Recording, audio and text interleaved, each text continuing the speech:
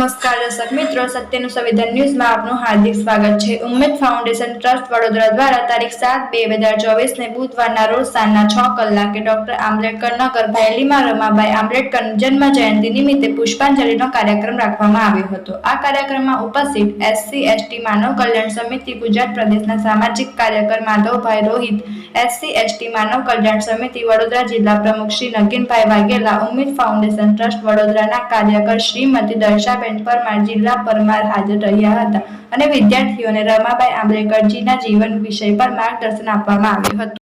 જય ભીમ, જય ભીમ, જય ભીમ, જય ભીમ, જય ભીમ, જય ભીમ। ભારત માતા की जय, भारत माता की जय।